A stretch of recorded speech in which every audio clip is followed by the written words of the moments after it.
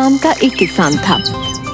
उसने अपनी जमीन पर महाजन से रुपये उधार लिए थे, पर फसल बर्बाद होने के कारण वो रुपये वापस नहीं दे पा रहा था। कर्ज चुकाने के लिए उसने अपने बैल तक बेच दिए थे। भैया, मैंने अपने बैलों को बच्चों की तरह रखा है, इनका अच्छे से ध्यान रखना। भैया, अभी मैं इनकी आधी कीमत ही दे पाऊंगा, आधे रुपए अगले महीने ले लेना। भैया, मुझे अभी रुपयों की बहुत जरूरत है, इसीलिए तो बैल बेचे। अच्छा, तो ऐसा करो, तुम मेरी ये अंगूठी रख लो, ये मेरी माँ की आखिरी निशानी है, पर तुम इसे रख लो, जब मैं रुपए वापस करूं तो दे देना। नहीं नहीं भैया, रहने दो, तुम्हारी हालत तो मुझसे भी खराब है। अगर मैंने मजबूरी में तुम्हारी ये अमानत बेच दी तो ऊपर वाले को क्या मुंह दिखाऊंगा। तुम मुझे रुपए अगले महीने दे देना। वैसे भी इन रुपयों से मैं महाजन के पूरे रुपए नहीं चुका पाऊंगा। ऐसे में दो आदमी का परेशान होना ठीक नहीं। तुम तो चैन की सांस लो। और ये बोलकर सोमू वहाँ से चला गया। महाजन ने बुलवाया है, उसके रुपयों का इंतजाम तो हो नहीं पाया। समझ नहीं आ रहा कि उसे क्या कहूं। तुमने इस बुधवार तक रुपए सूद समेत वापस करने के लिए कहा था। चलो लाओ मेरे रुपए, आज बुधवार है। आप तो जानते हैं, इस बार मेरी बेमौसम की बरसात के कारण फसल बर्बाद हो गई है, इसलिए मैं रुपयों का इंतजाम नहीं कर पाया। अभी बस इतना ही है मेरे पास। बस 2000? अभी तो पूरे 5000 बाकी है। मुझे मेरे रुपए हर हाल में चाहिए, समझे? मुझे थोड़ा समय और दे दो। आप तो जानते हो कि मेरे इतने बुरे दिन पहले कभी नहीं आए। ठीक है, तुम आदमी अच्छे हो तो तुमको 1 सप्ताह और दे देता हूँ, पर अगर इस बार भी मेरे रुपए नहीं दिए तो ठीक नहीं होगा। सोमू हाँ में सिर हिलाकर वहाँ से चला गया और बिल्कुल उदास मन से अपने घर की तरफ चलता गया। 4 दिन बाद सोमू के घर पर उसकी पत्नी आंगन में लगे नल के नीचे बर्तन साफ करते हुए। तुम सुनो, क्या सोमू का घर यही है? बाहर बुलाओ से। जी हाँ, ये उन्हीं का घर है। क्या बात हो गई? आप लोग कौन हैं? हम महाजन के आदमी हैं, समझी? बोल देना अपने बिरजुआ को कि 3 दिन दिए हैं महाजन ने, पैसे लौटा दे या अपनी जमीन और घर, समझी ना? उसके बाद बेचारी उदास मन से सोमू का इंतजार करने लगी। कुछ देर में सोमू घर आया। सुनिए, महाजन का आदमी आया था, कहकर गया है कि अगर 3 दिन में रुपये वापस नहीं किए तो महाजन जमीन और घर पर कब्जा कर लेगा। 3 दिन में रुपए? यहाँ तो खाने के लाले पड़े हैं। सुनिए, आप उस आदमी से रुपये वापस मांग लो जिसे पिछले साल दिए थे। नहीं, शमशेर से किस मुंह से रुपए वापस मांगू? उस आदमी ने अनजान होकर भी मुझे बीमारी में अपने घर में रखा, मेरी सेवा की, ध्यान रखा। वो नहीं होता तो शायद आज मैं तुम्हारे सामने नहीं होता। तुम्हें पता भी नहीं चलता मेरे साथ क्या हुआ है। उसे रुपयों की जरूरत थी और मेरे पास थे तो दे दिए। पर उसने खुद ही कहा था ना कि 1 साल बाद वापस देगा। आप अभी ले आइए, फिर जब आपके पास हो तो देखिए, एक बार मांगने में क्या हर्ज है। ठीक है, मैं कोशिश करता हूँ, पर अगर नहीं देगा तो जबरदस्ती नहीं करूँगा। सोमू दूसरे गांव में शमशेर के घर के लिए निकल पड़ा और कुछ देर चलने के बाद वहां जा पहुंचा। सोमू ने शमशेर के घर पहुंचकर दरवाजा खटखटाया। हाँ भैया, बोलो, क्या बात है? कुछ मांगने आए हो तो बाद में आना, अभी मेरे पास बहुत काम है। उसने जोर से दरवाजा बंद कर दिया। मैं इस औरत को भिखारी लग रहा हूँ। हे राम, मेरी हालत ऐसी हो गई है। फिर उसने खुद को देखा। हे राम, कुर्ता फट गया है। फिर उसने दोनों हाथों से कुर्ते को थोड़ा नीचे किया। दोबारा दरवाजा खटखटाता हूँ। अरे, तुम फिर आ गए। तुम लोग भी ना बिल्कुल चैन नहीं लेने देते। पर वो क्या? अब रुको यहीं। औरत अंदर चली गई। अरे, ये तो कुछ सुन ही नहीं रही। औरत एक रोटी लेकर आई। ये लो, अभी सब्जी नहीं है तो प्याज के साथ खा लेना, और हाँ, अब पैसे मत मांगना, रोटी दे रही हूँ, चुपचाप ले लो। पर आप मेरी बात तो सुनो। अरे, अभी भी कुछ कहना है? शमशेर को बुला दो, उससे काम है। कौन शमशेर? इस घर का मालिक है ना शमशेर, मुझे उससे थोड़ा काम है। शमशेर? कौन शमशेर? इस घर के मालिक मेरे पति रमानाथ हैं, समझे? मैं पिछले साल शमशेर के साथ इस घर में पूरे 15 दिन रहा था।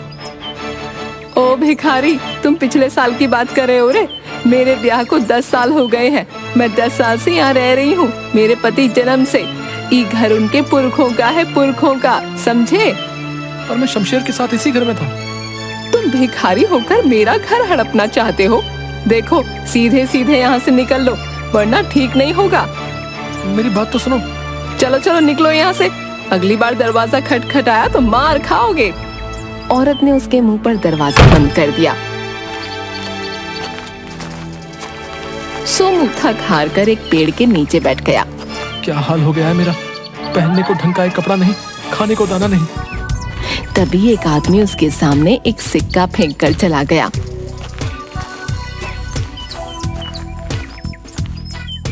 शायद सच्ची में मैं भिखारी लग रहा हूँ। तभी उसकी नजर सामने एक घर के आंगन में घड़े बनाते कुम्हार पर पड़ी। उसे देखकर सोमू कुछ याद करने लगा। सोमू सड़क पर चक्कर खाकर गिर गया। उसे बहुत चोट लगी और खून बहने लगा। तभी वहाँ शमशेर आ गया। ए भैया संभल कर, लो मेरा हाथ पकड़ो। शमशेर ने उसे सहारा देकर खड़ा किया और घर ले गया। तुम तो चलने की हालत में नहीं हो, तुम्हें तो बहुत तेज बुखार भी है। ऐसा करो, कुछ दिन यहीं मेरे साथ इस घर में रहो, जब अच्छे हो जाओ तो चले जाना। सोमू खड़े होने की कोशिश करता है पर गिर गया। अरे रे भैया संभल कर, कहीं ऐसा ना हो कि जिंदगी भर न चल पाओ। ना ना ऐसा मत बोलो, तो आराम करो। शमशेर ने उसकी बहुत सेवा की। सोमू अब थोड़ा बहुत चलने लगा। यहाँ भीतर पड़े पड़े जी घबराने लगा है, थोड़ा बाहर हो आऊं। अकेले कहीं चक्कर खा के गिर ना पड़ो, अभी भी बहुत कमजोर लग रहे हो। चलो मैं भी चलता हूँ। दोनों घर से बाहर निकले तो सामने वाले घर में घड़े बनाते हुए कुम्हार ने आवाज दी। ए भैया कहाँ जा रहे हो? तुम तो जब से आए हो घर में ही कैद हो, बाहर ही नहीं निकलते। दोनों उसके पास जाते हैं। भैया तबीयत ठीक नहीं है, इतने दिनों से कोई आज जाकर बुखार उतरा है। एकदम मुरझाए लग रहे हो। तभी मैं सोचूं पड़ोस में नया आदमी आया और कोई बातचीत नहीं। ए देखो, तुमको तो ढंग से धोती तक बांधनी नहीं आती है। ठीक तो है? नहीं ठीक नहीं है, तुमको चलने में दिक्कत हो रही होगी। मैं बताता हूँ ठीक कैसे होगी। कुम्हार ने सोमू की धोती को थोड़ा पीछे से खींचा। अब ठीक लग रही है। हाँ अब सही है। सोमू कुम्हार के पास गया। भैया जरा सुनो तो। तुम अंदर मत आओ, वहीं रहो। पता चले कुछ तोड़ फोड़ दिया तो बिना बात के नुकसान हो जाएगा। वहीं से बोलो क्या चाहिए। तुमसे कुछ पूछना है। अच्छा मैं आता हूँ। बोलो क्या बात है। भैया मुझको पहचाना नहीं तो कौन हो तुम? मैं पिछले साल वो सामने वाले घर में तुमने मुझको धोती बांधनी सिखाई थी। सोमू तुम ये का हाल बना रखा भैया, फिर से कहीं चक्कर खा के गिर गए क्या? सोमू ने मुंह लटका लिया। शाम होने को आई है, चलो अंदर आओ, पहले नहा धोकर कुछ खा पी लो फिर बात करेंगे। रात को सोमू और कुम्हार खाना खाते हुए। भैया मैं सुबह से इस गांव में शमशेर को ढूंढ रहा हूँ, पर कोई आदमी सीधा जवाब नहीं दे रहा। कौन शमशेर? इस गांव में कोई शमशेर नाम का आदमी मैं भी नहीं जानता। क्या गजब करते हो भैया, उस दिन जब तुमने मुझको धोती बांधनी सिखाई वो मेरे साथ खड़ा था। अरे नहीं, ऐसा कैसे हो सकता है? मुझे अच्छे से याद है तुम अकेले थे, तभी मैं सोच रहा था कि अकेला आदमी घर के बाहर ही नहीं निकलता। भैया याद करो ना, शमशेर तुम्हारा पड़ोसी सामने वाले घर में रहता था। उसने मेरी बहुत सेवा की थी। जाते समय मुझसे पूरे 5,000 रुपए उधार भी लिए थे। कहा था 1 साल बाद वापस करूंगा। अरे तुमको कोई भ्रम हुआ भैया, सामने वाले घर में तो रमानाथ रहता है। रमानाथ और उसका परिवार पिछले साल गंगा जी गए थे, तो मुझे लगा तुमको घर की रखवाली के लिए बुलाया है। मैंने जब भी तुम्हें देखा अकेले देखा था। मुझे इस गांव के बारे में कुछ नहीं पता भैया। मुझे तो यहाँ शमशेर लेकर आया था। 25-26 साल का लंबा चौड़ा लड़का, काला, लंबी लंबी मूछें, आगे एक दांत टूटा हुआ, आगे का दांत टूटा हुआ, ऐसा हुलिया और शमशेर। देखो भैया ऐसा एक आदमी था तो था, मतलब इस हुलिये का एक शमशेर था, पर वो 3 साल पहले अचानक गायब हो गया था। धरती निगल गई या आसमान किसी को नहीं पता। 3 साल पहले गायब हो गया। अरे नहीं भैया, मैं तो पिछले साल ही मिला हूँ। भैया लगता है शमशेर के नाम से किसी ने ठगी की है। मैंने तो यहाँ तक सुना है कि वो गलत काम करता था, 2 नंबर का धंधा, और उसी के किसी दुश्मन ने, समझ रहे ना? मैं कहता हूँ तुम उसके चक्कर में मत पड़ो, सुबह को अपने गांव निकल जाओ। सोमू ने हाँ में गर्दन हिलाई। भैया तुम्हारा बहुत एहसान, मेरे तो कपड़े भी फट गए थे। कोई बात नहीं भैया, बस अपना ध्यान रखना है। सोमू वहां से चला गया। चलते चलते दोपहर हो गई तो वह एक पेड़ के नीचे बैठकर रोटी खाने लगा। खाते खाते अचानक हिचकी आने लगी। उसने सामने की तरफ देखा। सामने पेड़ के पीछे से कोई झांक रहा था। ये कौन है? अरे ये तो शमशेर है। सोमू सब कुछ छोड़कर उसी ओर भागने लगा। दोनों भागने लगे, आगे आगे शमशेर और पीछे बिरजू। सोमू उसके पीछे भागते हुए जंगल में पहुंच गया कि अचानक वो पत्थर से टकरा गया। रुक बहरूपिये, मेरे रुपए वापस कर। शमशेर भाग गया। एक बार हाथ तो लग, छोड़ूंगा नहीं। सोमू आगे की ओर बढ़ गया, तभी उसे झील के पास शमशेर दिख गया। शमशेर उसे देखकर भागने लगा। सोमू उसके पीछे भागने लगा। आगे केवल एक दरवाजा लगा हुआ था। शमशेर उसके गोल गोल भागने लगा और सोमू भी। का फालतू दरवाजा खड़ा कर दिया यहाँ। शमशेर दिखते ही उसने उसके पैरों की ओर डंडी फेंकी। वो शमशेर की धोती में फंस गई और शमशेर दरवाजे से टकरा गया। अब आया ऊँट हाथ में। बहरूपिये सबको पागल बनाता है। उसने इधर उधर देखा, शमशेर कहीं नहीं दिखा। कहाँ गायब हो गया? अरे अभी तो दरवाजे से टकराया। अरे मेरे रुपए तो दे देता, मैं बेघर हो जाऊंगा। हाय, ये क्या हो रहा है मेरे साथ? तभी दरवाजा जोर से हिलने लगा और उसमें चिपका हुआ शमशेर दिखा और गायब हो गया। सोमू घबरा गया। ए भैया, मैंने तुम्हारी जान बचाई थी, आज तुम्हारी बारी है। इस दरवाजे को उठाकर नदी में बहा दो। क्यों? मैं सब बताऊंगा। पहले ये दरवाजे को पानी में बहाओ, वरना मैं मर जाऊंगा।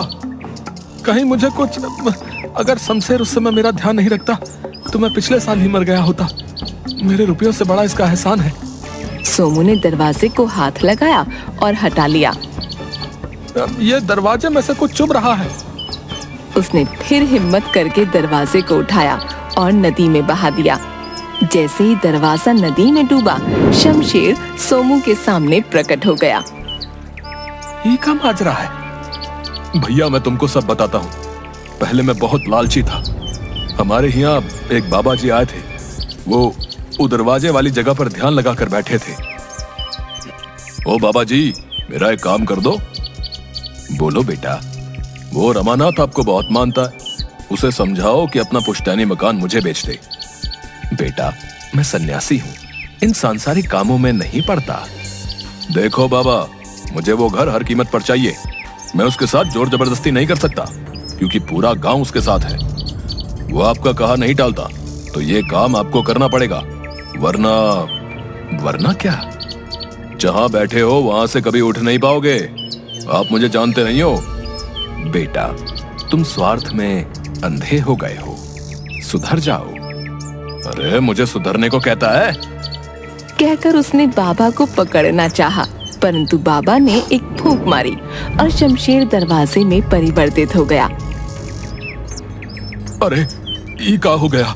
मेरा दम घुट रहा है। बाबा, बाबा माफी, बाबा माफी।